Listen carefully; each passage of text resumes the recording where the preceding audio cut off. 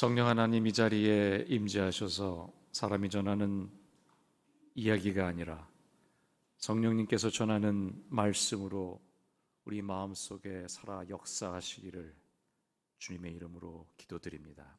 아멘.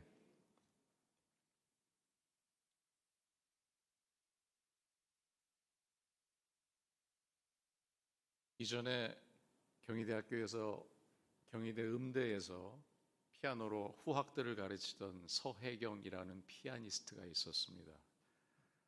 그 피아니스트가 항상 본인은 연주를 하기 위해서 무대에 올라갈 때 무대 위에 놓여 있는 피아노를 보며 검은 무덤이라고 이런 생각이 들어서 너무 힘들었다라는 얘기를 했던 걸로 기억을 합니다. 설교의 자리가 그런 것 같습니다. 저같이 성정이 부끄럼 많이 타고 내성적인 사람이 설교단에 나와서 말씀을 전한다는 것이 너무나 힘들고 그렇습니다. 제가 신학교 때 제일 어렵게 공부를 했던 과목이 설교학이라고 하는 과목이었는데,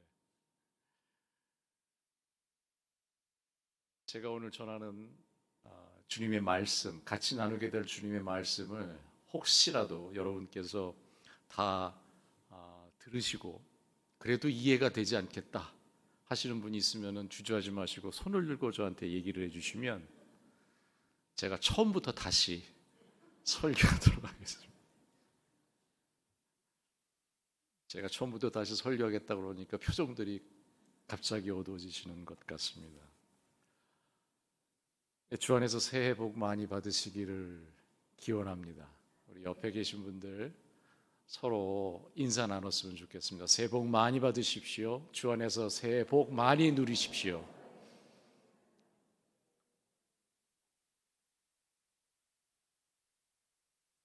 네. 반가운 분들, 가족들 만나서 문안하고 후한 덕담들 나누고 새해에 많은 복을 기원하시고 축복하셨는지요?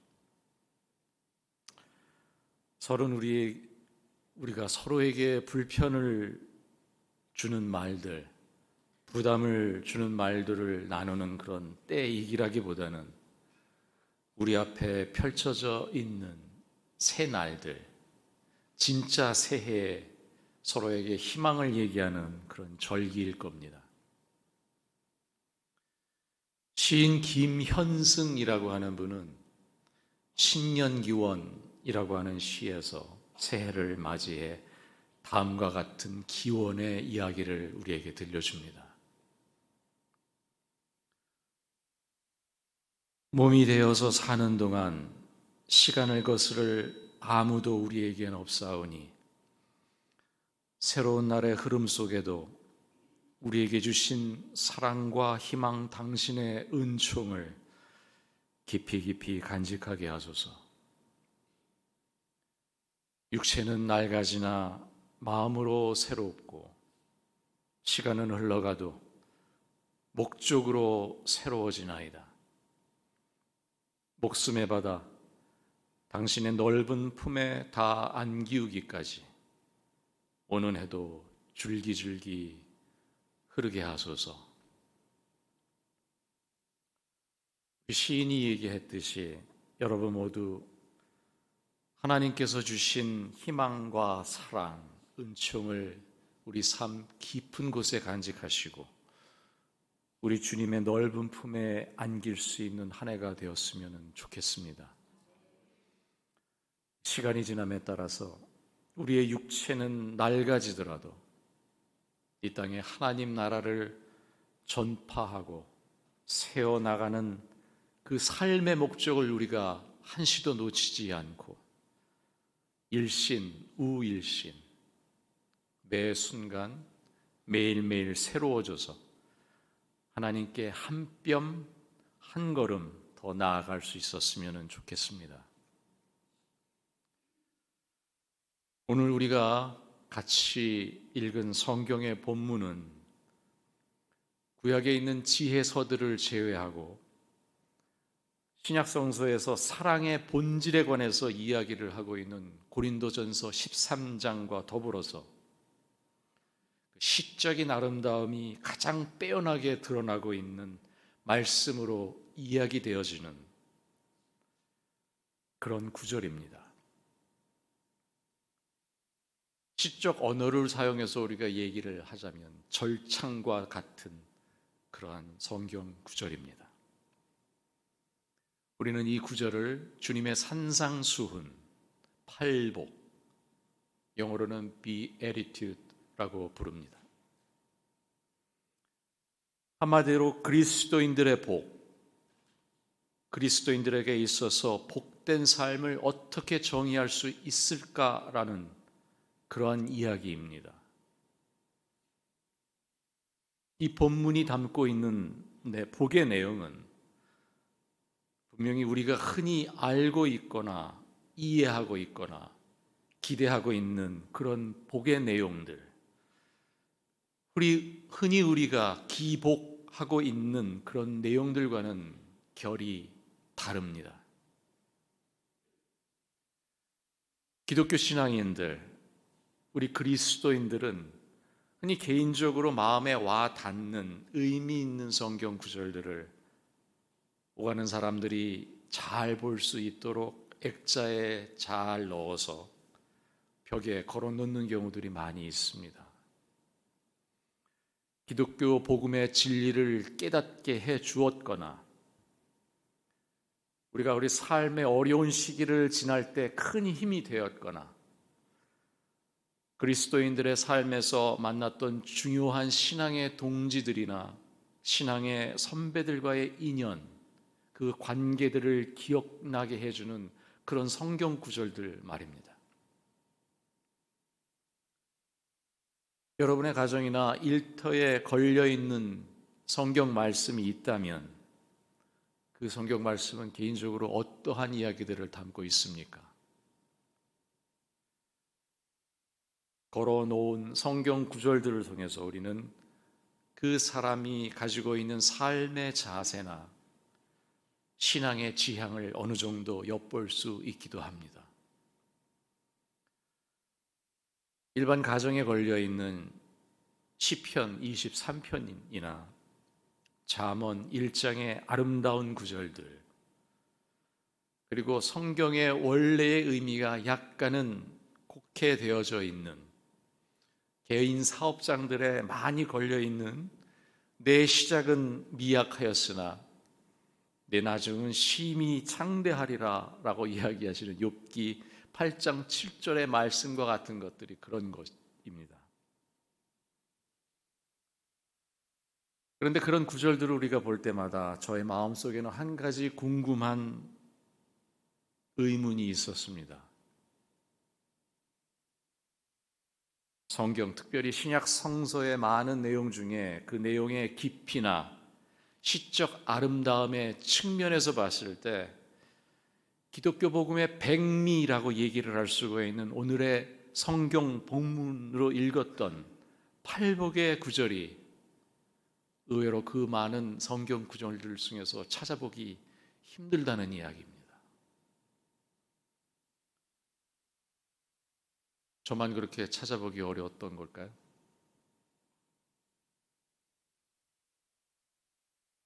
여러분들은 이 팔복의 아름다운 구절들을 여러분 주변에서 많이 접하셨는지요? 만약 오늘의 성경 본문 그 팔복의 구절들을 주변에서 자주 접할 수가 없었다면 여러분들은 그 이유가 무엇인지 생각해 보셨는지요? 성서학자들은 오늘 읽은 마태복음의 배경, 즉 마태복음의 청자 혹은 독자들을 가리켜서 마태복음의 그 이름을 따서 마태 공동체라고 이야기를 합니다.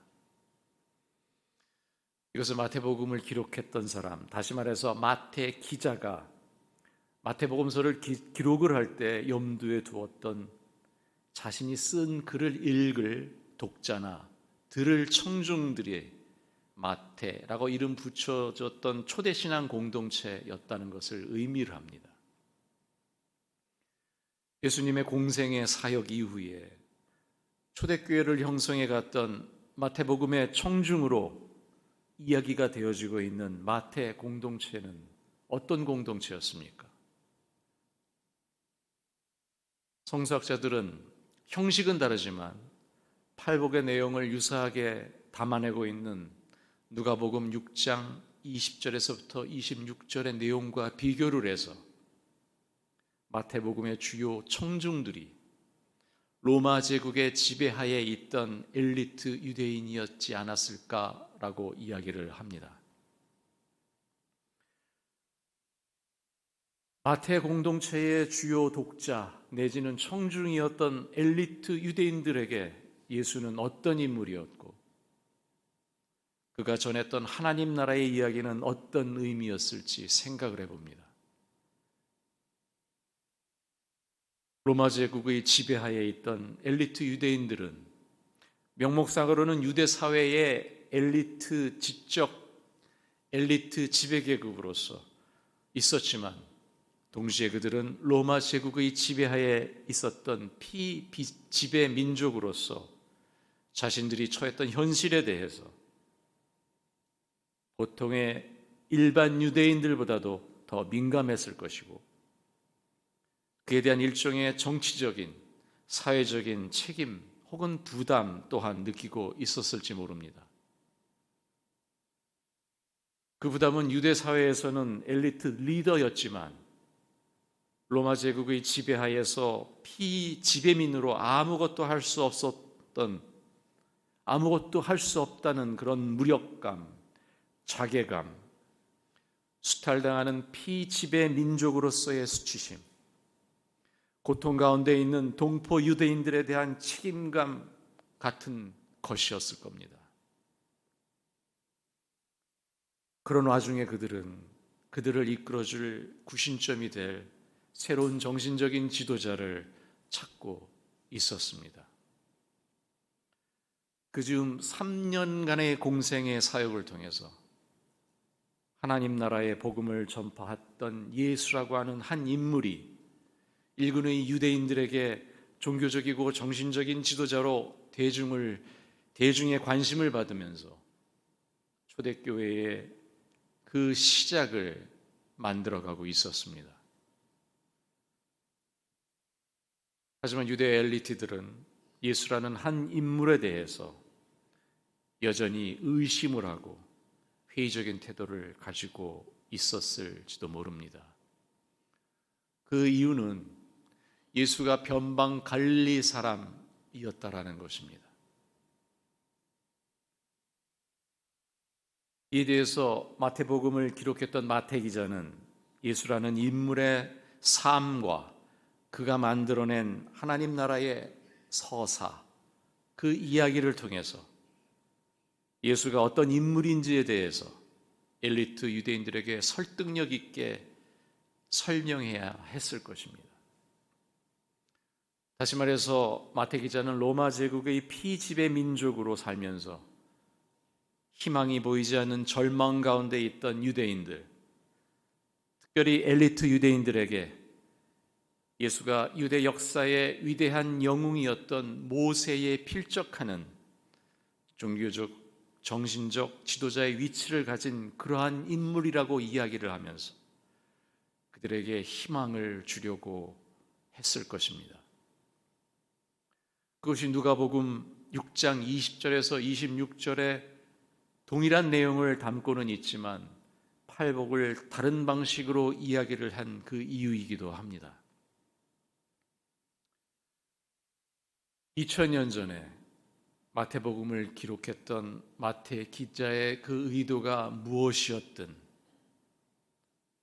오늘을 살고 있는 우리들은 오늘 읽은 성경의 본문 그 팔복의 내용을 어떻게 읽어내고 있습니까?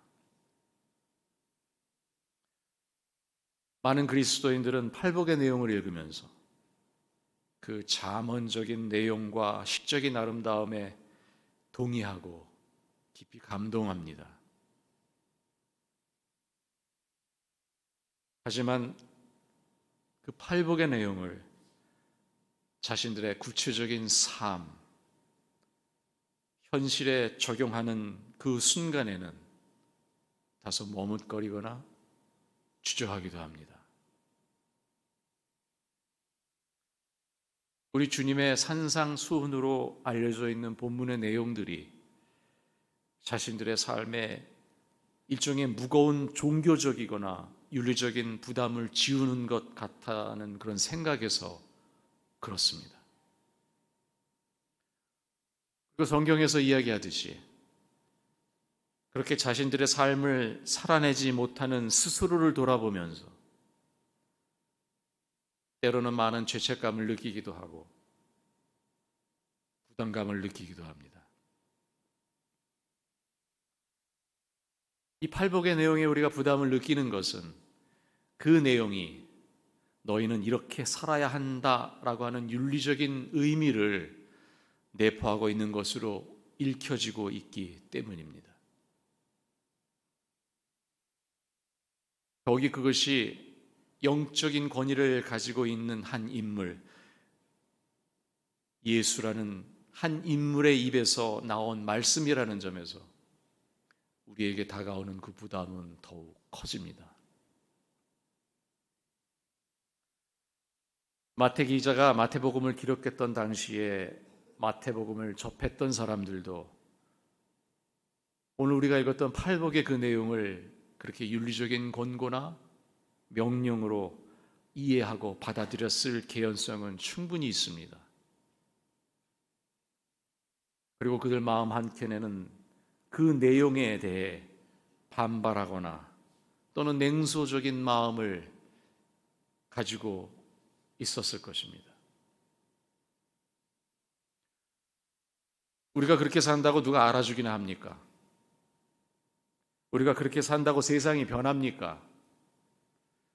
예수가 이야기하는 그런 삶이 지금의 로마 지배하에서 벗어나는 것과 무슨 관계가 있다는 말입니까?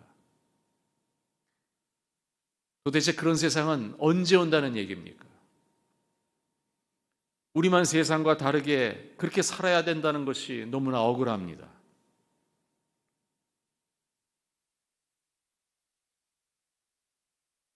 화려한 삶이나 힘이나 권력 그런 것들을 지향하고 물질주의적인 삶의 양식이 지배하고 있는 오늘날도 2000년 전과 크게 달라 보이지 않습니다. 적지 않은 그리스도인들이 그렇게 사는 삶에 대해서 마음의 갈등을 이야기합니다. 그리스도인으로 팔복에서 언급하는 삶을 사는 것이 당장 눈에 보이는 뚜렷한 보상이 없어서 동기부여가 되지 않고 자기 자신만 크고 화려한 세상, 물질적인 성공, 권력, 명예 그런 것들을 추구하는 경쟁에서 뒤처지고 손해보는 것 같아 너무 힘들다는 것입니다. 세상의 기준으로 볼 때 그렇게 사는 것이 마치 실패하고 뒤처지는 삶처럼 보여 불편하다는 것입니다.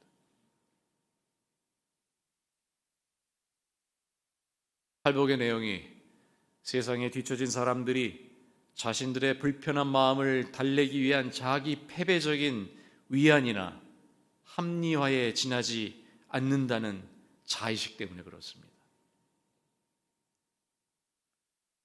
그렇다면 광현 공동체를 이루어 오늘을 하루하루 살아내고 있는 우리에게 있어서 팔복은 어떤 의미로 다가오고 있습니까? 여기서 우리가 잊지 말아야 하는 사실은 오늘 우리가 읽은 팔복의 내용에 그리스도인들은 삶을 어떻게 살아내야 한다라고 하고 이야기하고 있는 윤리적 명령이나 권고 그런 데 방점이 있는 것이 아니라는 것입니다. 팔복은 하나님 나라를 소망하면서 지금 현재 그러한 삶을 살아내고 있고 살아내고자 노력하고 있는 우리 그리스도인들이 장차 오실 예수님과 도래하고 있는 하나님 나라에서 누리게 될 그런 축복을 이야기하는 희망의 메시지라는 것입니다. 오늘 본문의 구조를 보면 앞부분은 현재를 이야기하고 있고 뒷부분은 미래를 이야기하고 있습니다. 우리가 팔복을 읽어낼 때 동일하게 주의를 기울이면서 읽어내야 하는 것은 바로 뒷부분에서 언급하고 있는 약속과 희망의 부분입니다. 이것은 지금 세상의 관점에서 보았을 때 실패한 삶처럼 보이는 현실을 충실하게 살아내고 있는 하나님의 사람들이 도래하고 있는 하나님 나라에서 경험하게 되는 희망의 이야기입니다. 우리는 기독교적 시간의 개념이 내포하고 있는 모든 것에는 끝이 있다고 하는 그것을 마음속에 유념하면서 미련해 보일 정도로 현재를 꾸역꾸역 성실하게 살아내고 있는 우리의 삶이 하나님 나라의 도래와 더불어서 결국에는 완성될 것이라고 하는 신앙을 가리켜서 종말론적 신앙이라고 이야기를 합니다. 현재 우리가 그리스도인으로서 성실하게 일상의 삶을 살아내는 것이 하나님 나라의 도래를 눈앞에서 생생하게 전망하는 희망이라고 하는 점에서 우리는 이것을 종말론적 희망이라고도 부릅니다. 여러분 잊지 마십시오. 기독교 2000년의 역사는 몇 사람 기독교 영웅들 그들에 의해서 세워진 것만이 아닙니다. 우리 신앙의 역사는 그토록 답이 없어 보이는 암울한 현실 가운데서도 오늘 대표 기도를 해주신 장로님의 기도의 내용처럼 어두운 삶의 그 속에서도 세상의 논리에 따르지 않는다고 온갖 박해와 모욕과 비난의 소리를 들으면서도 미련해 보이는 예수의 길과 삶을 꿋꿋하게 그리고 끝끝내 살아냈던 수많은 이름 없는 그리스도인들의 기초 위에서 세워져온 그런 역사입니다. 종말을 얘기하면 우리는 세상의 끝이라는 것을 마음속에 연상을 하면서 암울하고 희망이 더는 없어 보이는 절망의 세상, 세기말적 세상을 생각합니다.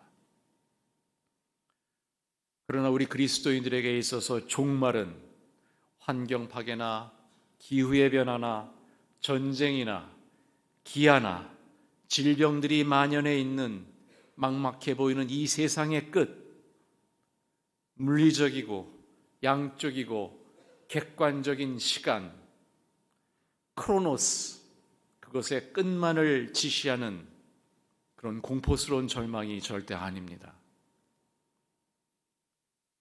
그리스도인들에게 있어서의 종말은 우리 인간의 시간과 역사가 하나님의 시간과 역사와 만나는 의미의 시간, 질적인 시간, 주관의 시간, 카이로스도 의미한다는 것을 결코 잊어서는 안 됩니다. 우리가 하나님의 시간과 접하게 되는 것은 우리 주님이 다시 오시는 미래의 물리적 세상의 끝만을 의미하고 있는 것이 절대 아닙니다. 우리에게 있어서의 종말은 매 순간 성령 하나님의 임재를 구하고 하나님과 우리의 삶 속에서 매 순간순간 조우하고 하나님과 동행하고 하나님을 경험하는 것, 질적으로 하나님의 시간과 만나는 것 또한 의미하는 것을 잊지 말아야 합니다. 우리는 매일의 삶 속에서 하나님의 시간을 어떻게 경험해 가고 있습니까? 그렇게 도래하고 있는 하나님의 나라를 우리 마음속에 어떻게 상상하고 있습니까? 우리는 일상에서 성령 하나님과 어떻게 조우하고 있습니까? 그리스도의 그리스도와 동행하는 삶을 우리는 살아내고 있습니까? 매 순간 매일의 삶 속에서 하나님 나라의 임재를 우리는 어떻게 경험해 나가고 있습니까? 그것이 종말을 살아내는 것입니다. 성령 하나님의 임재가, 하나님 나라의 도래가 우리에게 너무 요원하다고 생각되십니까? 팔복은 우리가 그렇게 매 순간순간 종말의 삶을 살아내면 하나님께서 우리에게 팔복에서 이야기하듯이 축복하시고 우리는 그런 하나님의 축복을 누린다는 이야기입니다. 우리가 매 순간순간을 종말로 살아내면 하나님이 지금 여기에 주어진 삶은 그냥 지나가는 일상이 아닌 우리에게 새로운 의미를 부여하는 사건들이 됩니다. 그렇기 때문에 종말은 미래에 있을 어떤 사건이 아니라 매 순간순간 우리가 경험하고 발견해 나가는 그러한 사건들의 연속입니다. 팔복은 그렇게 우리에게 새롭게 도래하고 있는, 매 순간순간 도래하고 있는, 그리고 어쩌면 이미 도래해 있을 하나님 나라의 그 시작, 그 희망을 우리에게 이야기해 주고 있습니다. 팔복의 이야기는 절대로 남의 이야기가 아닙니다. 종말을 살아내는 바로 우리들의 이야기입니다. 오늘 우리가 읽었던 성경 본문의 뒷부분에 언급되고 있는 그들은 이라고 하는 그 구절을 우리들이라는 말로 한번 바꿔서 읽어보겠습니다.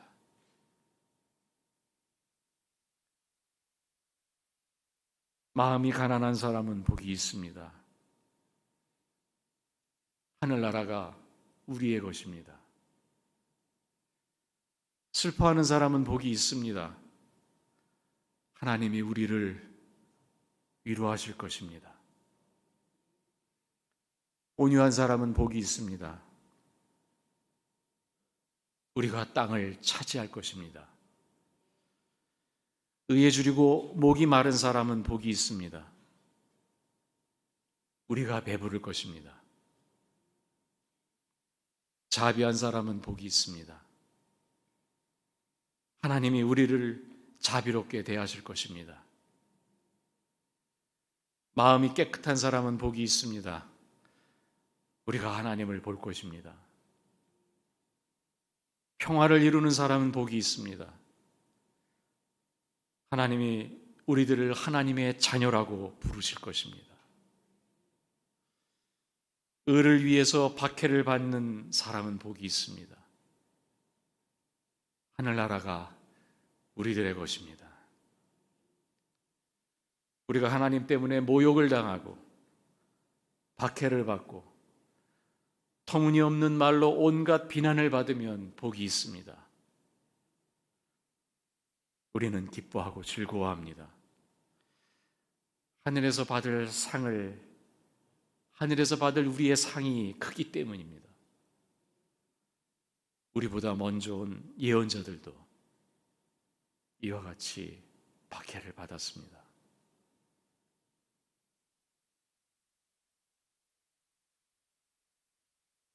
팔복은 우리에게 지키기 어려운 어떤 윤리적인 의무를 부과하는 부담스러운 잠언이 아닙니다. 장차 우리 주님께서 지배하시게 되는 소리 없이 퍼져나가는 누룩처럼 지금 이 시간 확장되고 만들어져 가고 있는 하나님 나라에서 우리가 곧 누리게 될 임박하게 다가오는 희망의 이야기입니다. 이제 비로소 시작된 진짜 새해, 부름받아서 그리스도인이 된 우리 모두가 팔복의 희망을 서로 이야기하면서 서로 축복할 수 있기를 소망합니다. 아버지 하나님과 아들 하나님과 성령 하나님의 이름으로 말씀을 전했습니다.